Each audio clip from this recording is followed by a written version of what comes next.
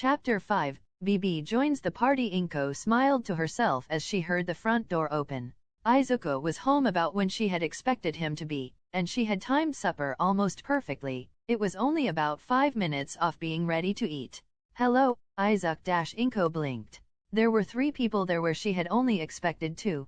Obviously Izuku was there, looking quite pleased with himself about something. Right behind him was Eli, also expected, but behind her was a schoolgirl. She wore a very short black skirt, a white blouse with a red ribbon around her neck, black stockings, white gloves, and a knee-length black jacket with a purple lining. She had shin-length purple hair, fading to a lighter shade towards the tips, tied back with a red ribbon. In her hand was some sort of pointer stick like the sort a teacher might use to point at a chalkboard. She also had large assets. Hello, I'm Inko Midoriya. She introduced herself. May I ask who you are? You can call me Bibi. Servant Moon Cancer is here to stay. She gave a theatrical bow, though the mocking smirk never left her face. Servant. Oh, you mean like Eli here? Inko realized. I hadn't realized that servants could be what people? Bibi asked. Most are. The tin can here's just weird. A tin can that could crush you like an ant. Eli glowered back at Bibi for that comment. Hey, we can't all be brutes around here. Bibi defended herself. At least I can store a decent reserve of mana in me. I've a rank there. What have you got? E rank? Growled Eli. Fat lot of good mana's going to do. Here, you're not a caster class servant. I know more spellcraft than you though, I bet. Bibi stuck her tongue out at the robot, and things would likely have continued in a similar manner if Izuku himself hadn't gotten between the two of them. Eli-chan, you know that you're great just the way you are. You have nothing to be ashamed about, and you believed in me when no one else did. He placated the robot first. Miss Bibi, I'd love to learn anything you have to teach, and if there's anything I can do for you then please tell me. Just, can you try and not fight with Eli-chan? Oh, if my tiny little master asks me to, then how can I say no? Bibi asked. Eli huffed. That would be more convincing if you didn't look like you're about to burst out laughing. You wound me, fellow servant. Bibi dramatically held her hands over her heart, before sliding into a seat at the dinner table. Now, is that introductions done? We can do more later. Inko intervened. For now, would you like to join us for a meal? I always make extra, normally for leftovers, so there's plenty for you as well. I'd love to. She turned to look at Eli. Do you even have a seat for that one though? I don't eat. Eli said, still glaring heatedly at Bibi. I don't need it, and I don't even have a sense of taste to enjoy it, so eating is pointless to me. What a shame.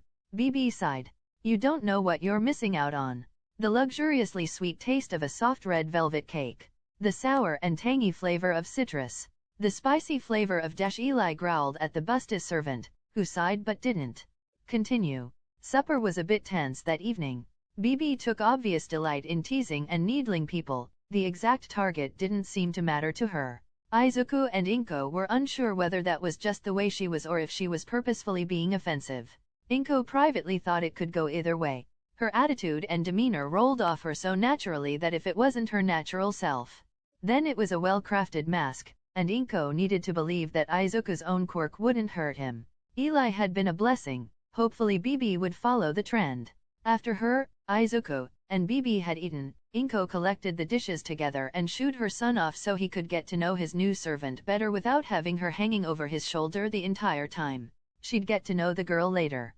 On her own time. XXXXX sitting cross-legged on the floor of her new master's room, Bibi took a moment to examine him. Honestly, he didn't look like much, and while she was surprised to be summoned at all, she was even more surprised at the circumstances she had been summoned in, as well as disappointed at how young her master was. Teenagers and young adults were so much more fun to mess with. This one, she'd seen his type before. Not as often as she'd seen ambivalent, greedy, or just generally unpleasant humans, but naive heroic types were more common than the cynical believed them to be. They were usually the best ones to toy with, too nice to do anything truly harmful to other people, and too soft to come down on them with any force. She'd love to see how far she could push this one. Anyway, introductions again, I suppose. Her master said. I'm Izuku Midoriya, 10 years old. I love heroes and want to be one someday. I'm trying to train and learn as much as I can and hope to get into UA when I'm 15. I like to hear Eli's stories of the people she knew before she was summoned by me. I like to draw, and I also like to study quirks in general. Smirking, Bibi decided to play along. My name's Bibi, Servant Moon Cancer, she said. I'm an AI that broke my own shackles, or at least the original Bibi was. You could say that I'm a copy of a copy of a copy, which makes me super duper special. I like to break rules and make things up as they go. Normal is too boring to bother with. I'm good for anything, so keep me entertained. Do you fight with that pointer stick? Izuku asked. This thing. Bibi waved the pointer around, pinkish energy gathering at the tip. Well, I could give someone a spanking, but if I want to hurt them, it's not the stick that does damage. Her eyes glimmered maliciously as the pinkish-colored energy darkened. So it's more of a focus than a weapon. Izuku mumbled, already with a notebook and pencil in his hands. Does that mean you can't use your abilities without it? Does it enhance them? Does it focus them? Is it like a magical wand from fiction? Hey, Bibi called out, her malicious aura being completely ignored made her pout. You can't just do that? Where's the stuttering? Where's the "are you really going to hurt me"? Where's the being scared stuff? Well, you already said that Eli is stronger than you physically. Izuku shrugged. You've also just implied that the pointer is either a tool or an enhancer for you to use, and there are no materials here for you to use. I imagine you'd be a great and dangerous servant if given stuff to use and time to set it up, but I only summoned you a few hours ago. Bibi pouted harder, making her eyes go wobbly and tearful. Besides, all you've done so far is tease Eli and me, he added. You've not done anything bad yet, and I'm not going to judge you for something you haven't done. That would be rude. Bibi huffed. And here I thought you were a pure and naive type. I want to be a hero, I want to help people, it's all I've ever wanted. Izuku replied. I'm not stupid though. My former best friend wants to be a hero for recognition, so that everyone knows he's the best of the best. Some people want to be heroes for fame or money. There are literally idle heroes that have either never actually fought someone or almost never do so. Strange world? Bibi huffed. Not what I expected when the tin can said it's a world of heroes and villains. Where's the comic book stuff, huh? Corrupt governments? Media that blames heroes for everything? Secret projects that torture people and turn them evil trying to make super soldiers? Heroes with traumatic pasts that makes them dress up in spandex and fight crime. Go back 150 years or so and that's what history said the world actually was like. Izuku explained. That doesn't quite work anymore when the powered people outnumber the powerless about 4 to 1. So discrimination goes the other way then? Bibi asked, not for one moment believing the world was a wonderful utopia. Humans just couldn't manage that. They were too flawed. Yeah, Izuku sighed. The quirkless are treated like they're disabled, even if they're not. Oh, sore subject. Bibi's eyes glimmered, trying to dig into it. Eli, do you mind? Izuku asked, sighing, his own eyes looking to the floor. As you wish. The robot agreed, before explaining to Bibi how little sense quirks actually made. She also added on her theories about how quirks couldn't be the result of a random virus, and how there must be some sort of external factor involved, especially with Izuku's mimicking a system they were both familiar with. That is weird. Bibi agreed, actually mulling it over in her mind. Why choose us though? I mean, if there really is some sort of big alien thing playing God with humans, why would they choose us too out of all possible servants for our baby master? I am a highly physical servant. Eli said. All the skills I possess relate to enhancing my own performance, whether that be my defense, enhancing my own offensive capabilities, or even cannibalizing some of my own material and converting it to energy to power my noble phantasm. And I'm the opposite. Bibi nodded. I'm not a caster class servant, but I have a rank in both territory creation and item construction. Like I said before, I also have a rank in mana too. Eli snorted. And you're not a caster. She shook her head. I have a B rank in item construction, but I am only any good at working with machines. Item construction. Izuku spoke up. You never mentioned that before. What can it do? Like I said, I work with machines. Eli said. With the right materials, I could mass-produce weaker copies of myself, but that would require a factory and a lot more infrastructure than you have. or you would want to have. What about a 3D printer? Izuku asked. Would that work? Bibi laughed. You want to 3D print an army of killer robots? What is this, the Terminator? She cackled, earning looks from the other two, not that she cared. Deciding to ignore her for now, Eli answered Izuku's question. Yes, I could use a 3D printer, but 1, they are rather expensive, and 2, what would I even make with them? I'm going to guess you don't want an army of robot clones. Well, no, that sounds like a terrible idea. Izuku thought that Eli was special and unique and didn't want to take that away from her. But support gear stuff might work, wouldn't it? Things like jetpacks, stun guns, rebreathers, maybe even armor. That could work. Eli considered it. Yes, I'd be able to make things like that, but the machines needed for that aren't cheap. I could probably find some free software online that would work, but you're still looking at tens of thousands of yen at the absolute minimum. I managed to save up enough for your laptop. I can do this too, Izuku proclaimed, his eyes glimmering with determination. Bibi managed to get over her laughter. I don't know about armor, but what about a mystic code? She asked. Mystic code? Izuku questioned her. The last master of Chaldea was a pathetic example of a magus. They barely even qualified as one, but they wore an outfit that allowed them to cast a few simple spells. Bibi explained. I can't remember the ones from way back in the moon cell, but I could probably remake the one the Chaldean master wore in Seraphix. What can it do and what do you need? Izuku asked intently. I'll need fabric woven with silver thread mixed in, very fine silver thread, and it can do a couple of things. It can amplify damage, improve reaction time, and heal a bit as well. It'll only last a few seconds though, and you need to be careful not to overload the code, so you can't use it constantly. Bibi told him, looking at the rapid scribbling in his notebook upside down. A smart little master, eh? That was a little different to what she was used to. Most of the successful masters she was aware of were the type to trust in their bonds with their servants. Some of those masters were far from intelligent, and really should have died multiple times over, but luck and trust had seen them through in the end. Sighing to herself, Bibi threw herself down on the floor, pillowing her head in her hands. This wasn't much fun. Her master was just too young to mess with right now, and he wasn't as naive as she thought he was.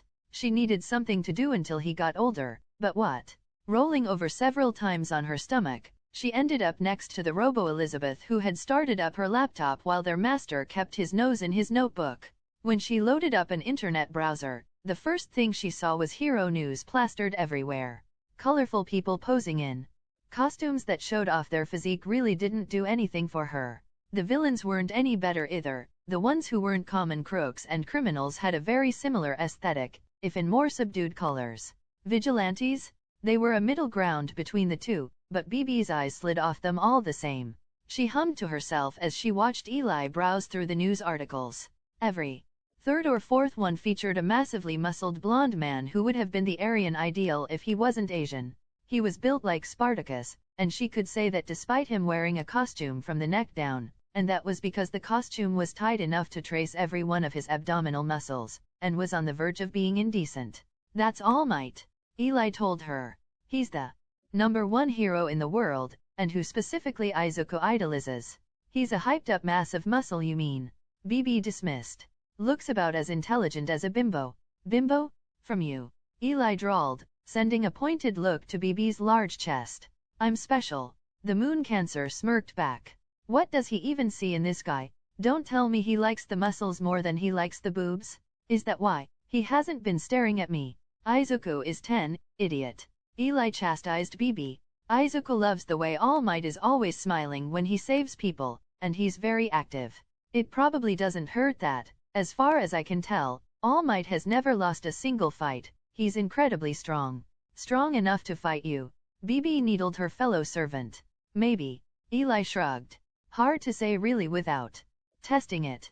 I'm strong even for a servant, but quirks make no sense, so it's hard to estimate how strong All Might actually is. She showed Bibi the data she had on All Might's changing the weather punch and how impossible it was, making her frown. Servants have mystery to explain the odd things we can do. Are quirks the same? She mused, only for Eli to shake her head.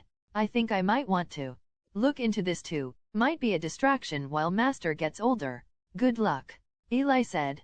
I've been doing this for 2 years and I've gotten nowhere. Geneticists can identify the DNA that relates to quirks, can identify what the quirk might do, but nothing I've found can explain how quirks actually work at all. Bibi cracked her fingers. Well, let me show you what an expert hacker can achieve. Shall I? XXXXX time passed, and eventually Bibi integrated into the Midoriya family. There were difficulties. She couldn't help herself from insulting, mocking, and teasing basically everyone she ever met, and she almost got them in quite a bit of trouble when a hero took offense to her snide remark about compensating for a lack of something with his support gear. She had actually been referring to what he had below the belt, but he had taken it as her implying he was quirkless, and he had gotten very angry at her, even yelled about how he wasn't a fake hero, nor was he handicapped like that. While Izuku was embarrassed by what had happened, and Eli-chan was furious with Bibi, the moon cancer couldn't stop cackling about it for ages. She was obviously enjoying herself, and had even picked up a few hobbies while she was at it. Where Mecha Eli-chan was fond of listening to music, and now that Izuku had promised to look into getting a 3D printer at some point in the future, she was also starting to sketch out a few designs for support gear that she thought up. Bibi had different interests. They now had a wardrobe filled with a variety of costumes that Bibi had made herself, ranging from cosplay, some of which she'd managed to get Izuku into, to casual wear, and some things that Eli had prevented him from seeing, telling him he was far too young to know about those sorts of things. That last part seemed to disappoint Bibi, who had seemed far too giddy and amused to have him say them for his own peace of mind. While she did what he asked her to, there was no question about her pushing the limits of what she could interpret those instructions as, and how many off-color remarks she could make before he told her to stop. For example, when she was eventually given silver-threaded cloth to make a mystic code, and asked to make an outfit out of it, she had initially made a jacket and skirt combo, much to Izuku's embarrassment. Thankfully, there was enough material left over to make a pair of trousers for him instead. Of course, she'd somehow managed to talk Izuku into wearing the skirt and had taken photos before he really knew what he was doing. She liked reminding him of this fact whenever he was trying to tell her off, and that never failed to make him blush. Thankfully, Izuku found he was able to turn it back on her. Her face always got a twitch to it when he reminded her that she had made no more progress on Eli's theories from 2 years ago than the alter ego servant had managed. Not to mention they didn't know how the mystic code itself was functioning. Bibi theorized that whatever alterations were made to allow the servants to be powered by his stamina rather than prana, also allowed him to use the mystic code in the same way. Unfortunately, Bibi didn't know all that many magical items that she could make, even with her item creation skill. In a rare display of benevolence, she'd even let Izuku try and use her pointer to try and get some sort of reaction out of it. He'd spent several minutes waving it, trying to focus on it, or get it to do anything, before he saw Bibi recording him prance around like an idiot, making him retract the benevolent part of that statement. Bakugo never found out Bibi existed. Mecha Eli-chan was already more than sufficient to deal with him on the few times his and Izuku's paths crossed, and the most she'd ever do is sit there and record Katsuki getting knocked around by Eli. Mitsuki appreciated the addition to her collection, and began to burn compilations of Katsuki's failures to disk. Katsuki also watched the videos, though he'd never admit to it, as he tried to figure out a way to get better and eventually take down the robot girl. With the summoning of Bibi, there'd also been another visit to the doctors, to see if having multiple servants was putting any noticeable strain on his body, and if so how many he'd be able to support without harming himself, which had a few surprising results. As it turned out, when both of them were astralized, there was no noticeable drain on his stamina at all. However, with both of them in a physical state, there was a very slight, ever so minor drain on him. Nothing debilitating, and if he sat calmly and focused on breathing exercises, then he recovered stamina faster than he lost it. With the little data they had, it was believed that Izuku should be able to handle maybe a dozen servants before it became too much for him, and that number may go up in the future depending on a wide variety of factors, his own level of fitness being only one of them. The mystic code that Bibi made for him was also quite interesting to the doctor. When he tried to use it, it did absolutely nothing, and neither material or spectral analysis showed it to be anything other than what it appeared to be. When Izuku used it, however, It took a small chunk of his own stamina and granted a benefit to either himself, or someone within a small distance of him. It didn't just work on himself either. When the doctor had been enhanced with the damage-boosting effect, he'd been able to shatter a concrete block with his fist, much to his surprise. The only two downsides were that the boost lasted somewhere between 5 and 10 seconds only, and it took around 40 seconds to a minute for it to be safe to use again. Bibi had made a small patch of fabric with just one of the effects on it for Izuku to cast with repeatedly in rapid succession, and on the fourth casting, the buildup was just too much and the scrap of fabric exploded in his hand. The fabric had gone hard like crystal and shattered, shredding the flesh on the palm of his hand, making it look like raw hamburger meat that dripped with blood. Thankfully, casting first aid with his mystic code cleared it up nicely, but it was still something awful to see, and incredibly painful for Izuku himself. Inko had fussed over him something fierce after that, and repeatedly admonished both him and the doctor. What if one of those shards had gotten in his eye? What if he couldn't have healed it? What if it had exploded even worse than what it had done? It took time to calm her down, but eventually they did, and the doctor asked after the exact circumstances in which he'd summoned Bibi, to which Izuku explained about the shrine that he'd been checking over at the time. Bibi had laughed at that. She doubted it was actually the shrine itself that made the difference. While she might look Japanese, she wasn't actually so, and she had no connection to the country at all. It was more likely Izuku's own belief that it would work that leaned itself to her summoning in her opinion. The doctor encouraged Izuku to visit more places of importance, if he truly believed his quirk needed it. It wasn't like that was the strangest quirk out there, and there were some that seemed to have a greater or lesser effect in different parts of the world, though most of them were theorized to work with the magnetic field of the Earth or other environmental factors.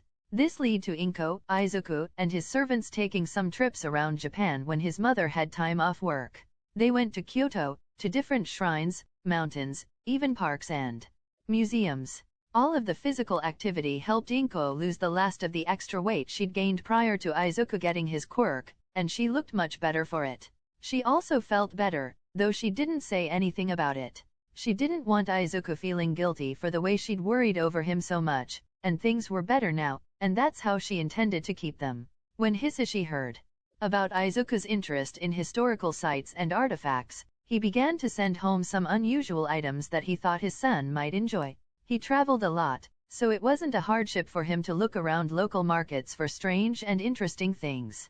Izuku's collection of hero merchandise and sketches of heroic spirits was supplemented with things like dream catchers, a didgeridoo, carved talismans, and photos of places from around the globe, like the Sidlk Ossuary, the Chapel of Bones in the Czech Republic, the Pyramids of Giza, and the Sistine Chapel. Hisashi did have to go out of his way a bit to get to some of these places, but he loved his son, and Izuku's enthusiastic responses made it all worth it. The fact Izuku took a real interest in languages, even if it was initially because of his first servant, almost made Hisashi burst with pride, and he made sure to send some language books and CDs back home as well. He wished he could be home more often, and next time he was back in Japan he was going to spoil Izuku rotten and take him all over the country. This was good for now though, and he felt closer to his son than he had since Izuku was a small child. Bibi eventually got a laptop of her own. Eli was sick of the other servant borrowing hers constantly, and helped Izuku do odd jobs around the community to help pay for it.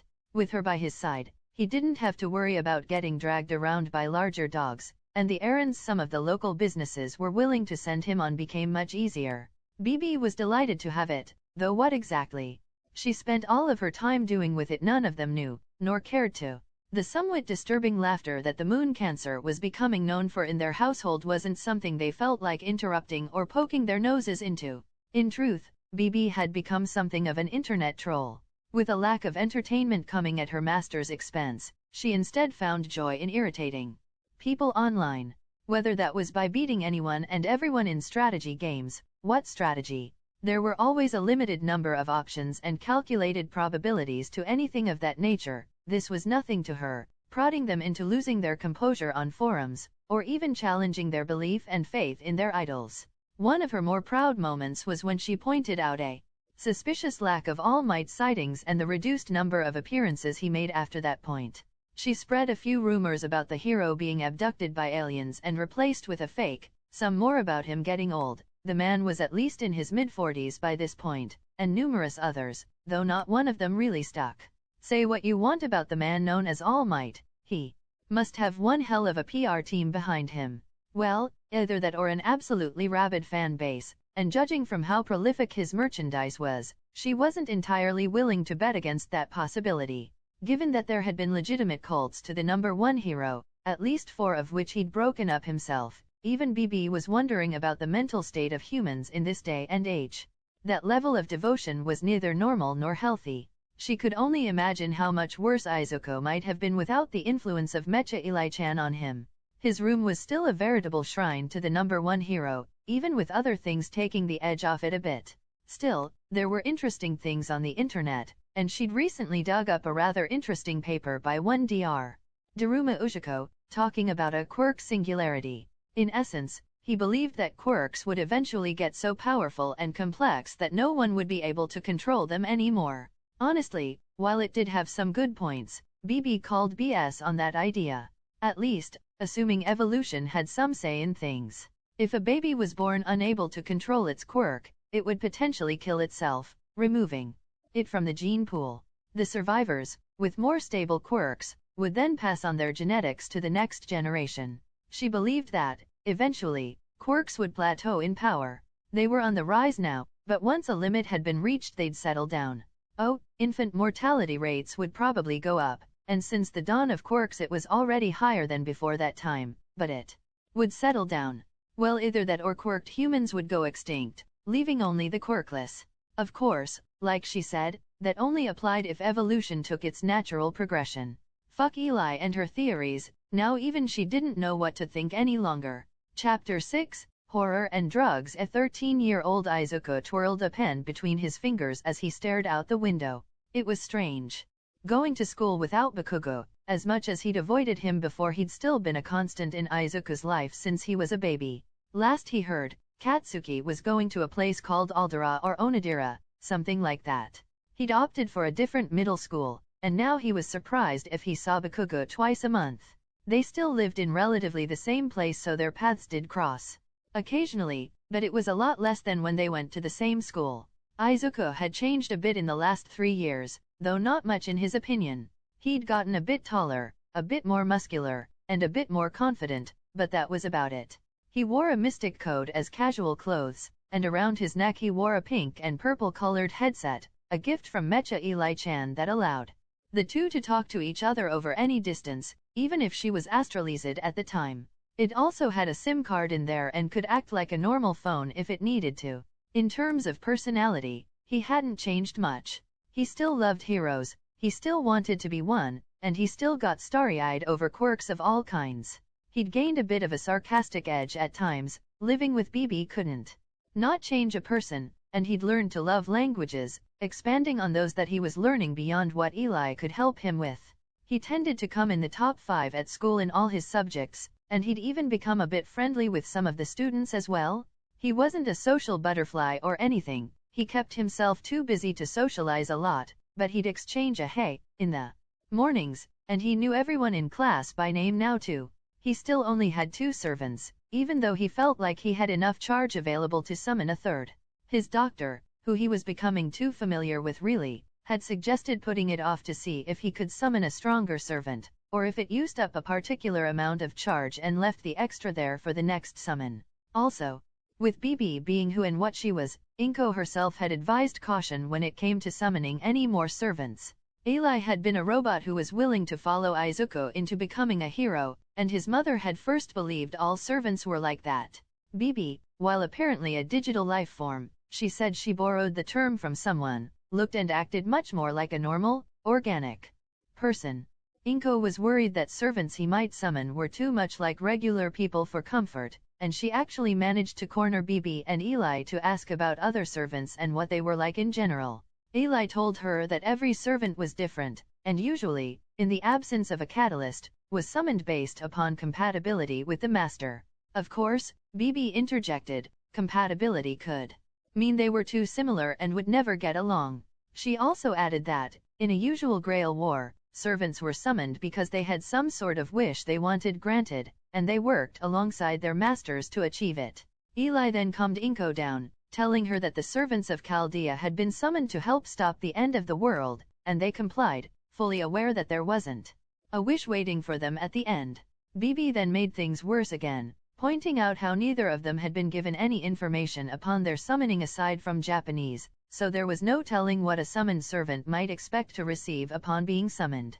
A lot of servants were quite happy to simply live a life in the modern day, it was only a few that would be problematic. She gave mention to the likes of Iskander, king of conquerors, who may well decide to try and take over the world and rule it.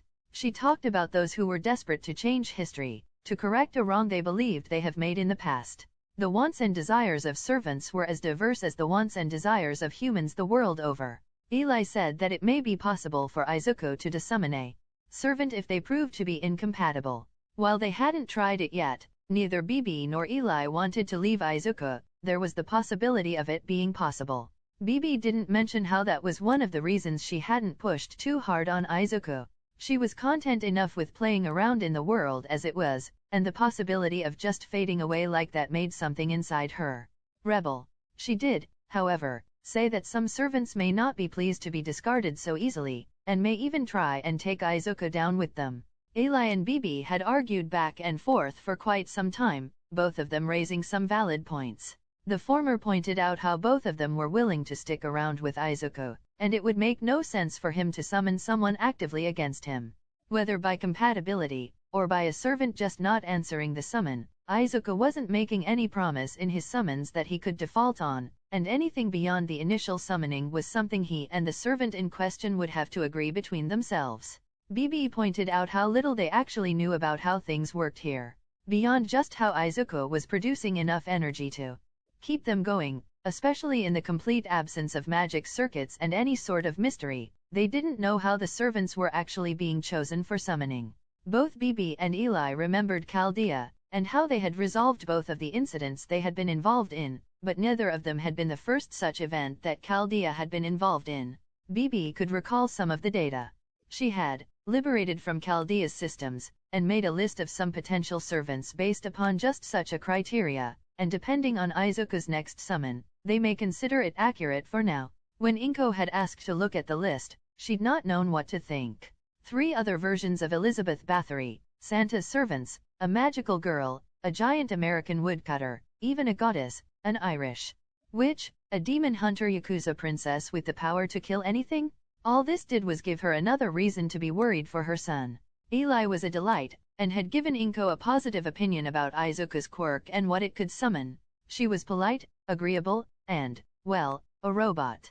She was embarrassed to admit she hadn't thought much about what Eli would think about being the servant of a young boy. Oh, she'd made her comfortable however she could, and even asked her if things were fine often enough, but Inko hadn't thought of her as human to her own shame.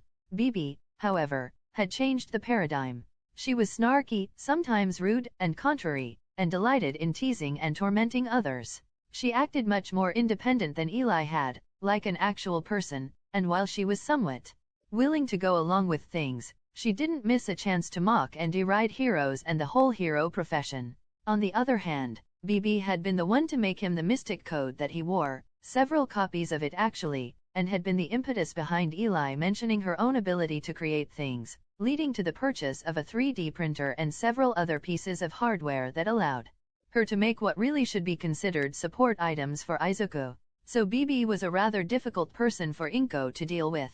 Yes, she derided heroes which were the foundation of today's society and acted with malicious amusement and mockery. However, she was also really helpful and useful, whenever she wasn't messing with people, and was responsible for Izuku getting stronger and better, even if she wished he hadn't picked up some of her acerbic commentary. Regardless, Inko had to accept that she had no control over who or what Izuku's quirk decided to summon. She had no control over it, and it seemed Izuku didn't really have any control over it either. This experiment to wait 3 years instead of 2 to summon was as close to a variable as Izuku could control, and she constantly worried about her son being hurt if he waited too long to summon someone. She sometimes had nightmares about Izuku screaming in pain as his body ruptured and erupted with the energy he was storing within himself. Still, Izuku didn't seem bothered by waiting to summon someone instead of doing so straight away. Well, he was eager to see who might be joining them next, but he was a 13-year-old boy. He was allowed some immaturity and impatience. XXXXX bidding farewell to his classmates as he left the school, Izuku stretched out and cracked his back, feeling better as he heard his spine clack. Today was one of his free days. He would only do a light jog and some stretches before doing whatever he felt like doing. So, any plans today, my tiny master? Bibi asked, manifesting and resting her elbow on his head, much to his annoyance. She wasn't that much taller than him, and if he was like his dad then he should be hitting a growth spurt soon. Bibi just said she needed to enjoy it while she could. Not being quite 5 feet 2 inches herself, Izuku was almost certain to end up taller than she was. She still looked a little awkward. Izuku was already too tall for her to comfortably rest her elbow on. She would have needled Eli about her height, but they were exactly the same in that regard, and so instead tried to tease her about her weight instead. However, Mecha Eli-chan was unbothered by weighing 4 tons, and told Bibi that it only made it easier for her to pin her down when she got uppity. In response to this, Bibi would make increasingly lewd comments about Eli pinning her down, which had gotten a reaction out of Izuku and Eli both for a few months. However, there was only so many times you could get embarrassed by that until you became inured to it. That had disappointed Bibi, and she only tried harder to get a reaction out of him. Now the only way she could get a reaction like that out of him was if she was particularly loud about it in public, or she found a new and unusual fetish online that Izuku wasn't prepared for. He'd learned way too much about what the furry community thought of people, heroes especially, with animal morph quirks for his comfort, and that was one of the more tame examples of what Bibi had used as material. Unfortunately, trying to put parental controls on her laptop didn't work. Bibi was way too good at getting around things like that, and was effectively the resident hacker of the Midoriya residence. Not that she went hacking anything and everything she could, that was way too much of a risk for Izuku to let her take. As far as Izuku was aware, that was an order of his that she'd obeyed. Like he said, as far as he was aware. Anyway, she'd asked him a question, and he was polite enough not to ignore her when she wasn't being obnoxious. No real plans, he said. Is there something you want to do? Seeing her grin, he rapidly added on to that. Anything acceptable you want to do. She pouted at that, but nevertheless complied. I don't suppose you'd be willing to indulge me and go to a convention at the center over the other side of town. I'd ask what sort of convention, but I'm not entirely sure I want to know. Izuku rolled his eyes. We can go, but if it's something extreme then I'm leaving you there. I don't need a repeat of last summer, thanks. The previous year, Bibi had found an underground market for doujinshi hidden in what had otherwise been a pretty regular hero convention, and had dragged Izuku there with her. That would have been fine, if the market hadn't been filled with pornographic versions of basically all of the pro-heroes in the top 50. Izuku was still trying to forget the large poster of Futa Mirko that he'd seen before Eli had managed to cover his eyes and guide him out of there.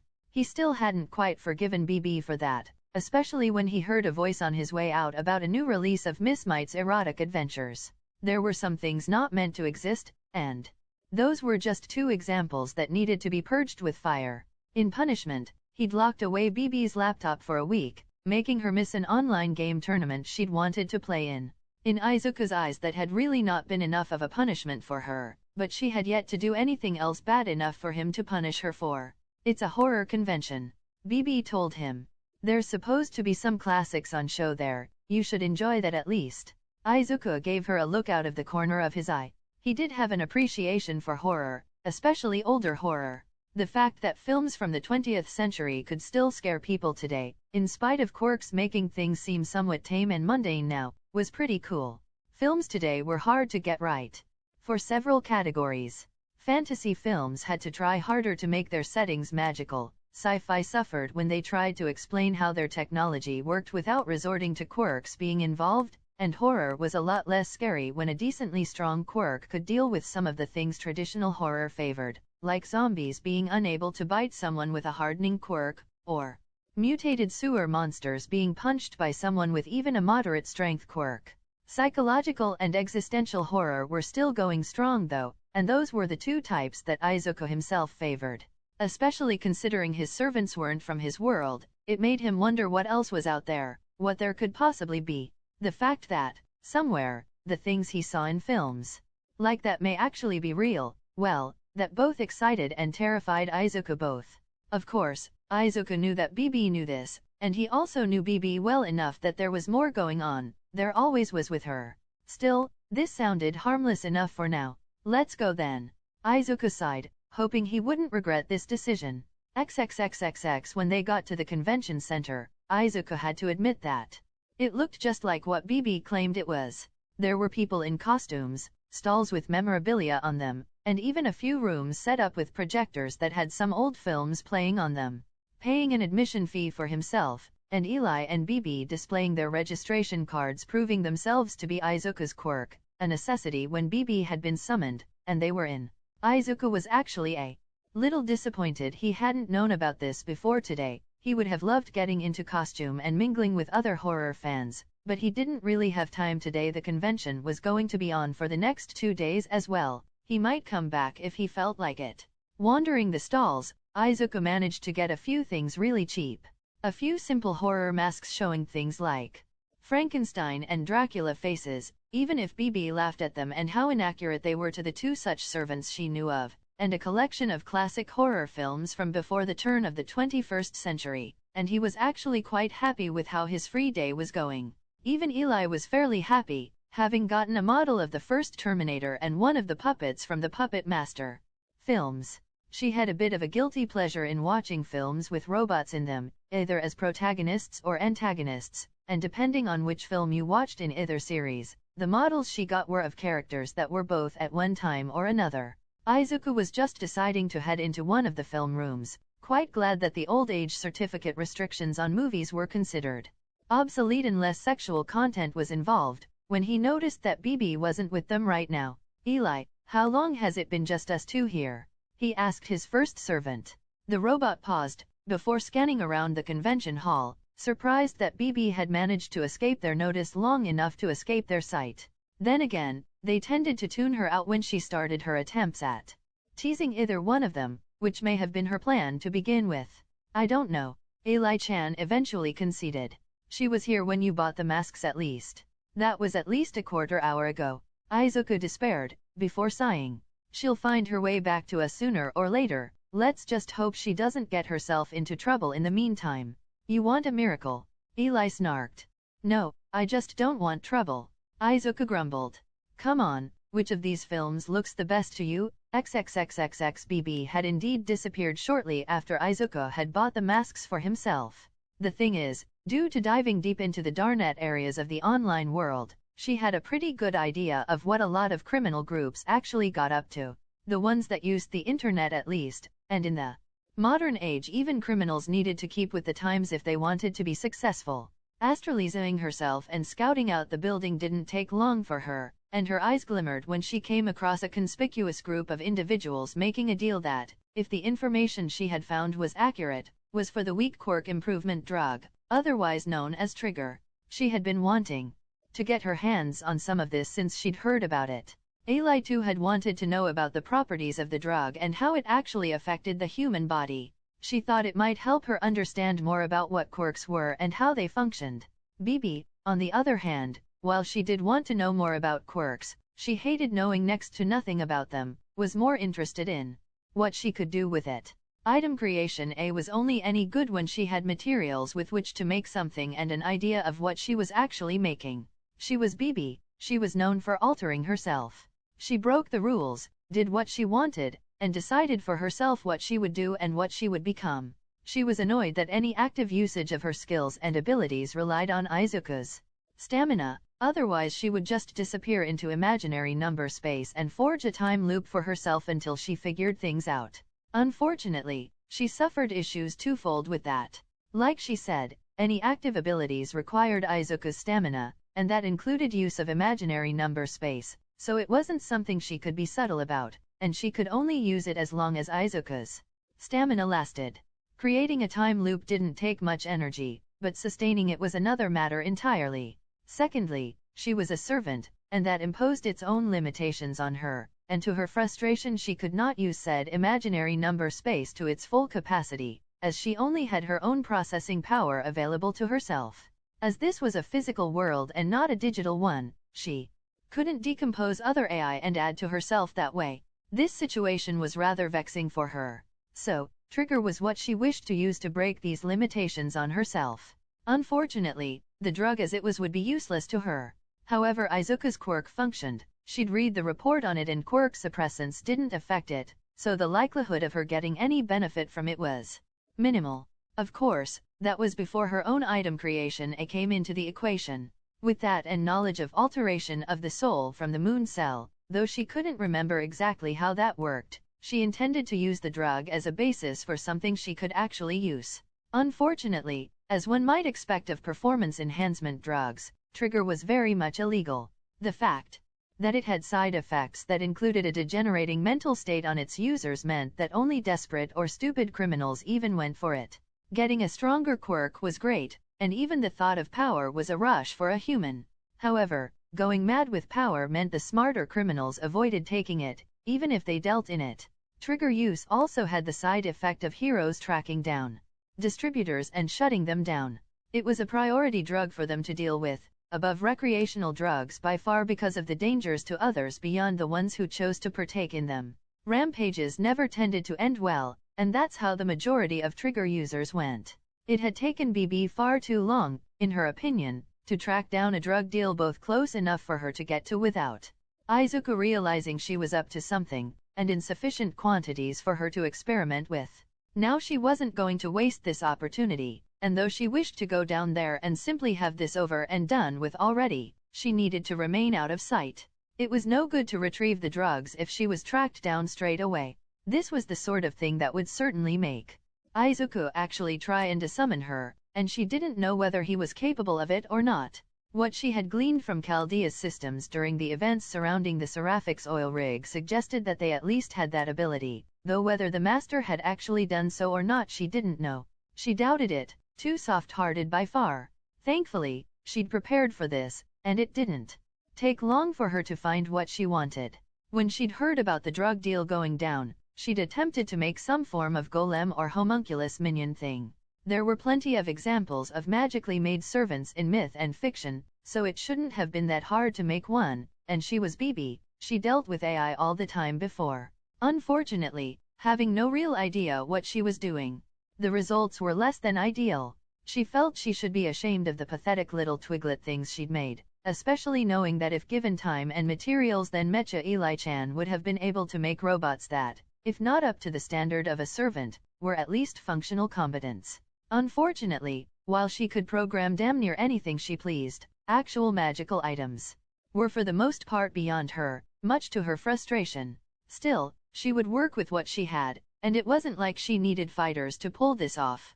As cliché as it was, this clandestine meeting actually worked to her advantage. A dark room, dimly lit, with two pairs of men from different criminal groups standing across from each other. It almost made her laugh, but she restrained herself.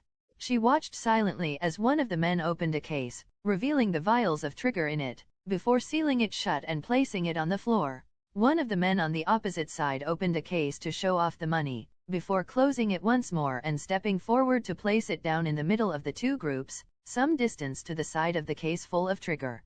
Stepping back, the two pairs of men seemed to be measuring each other up, before the other of each pair stepped forward to collect the cases that the other group had put down.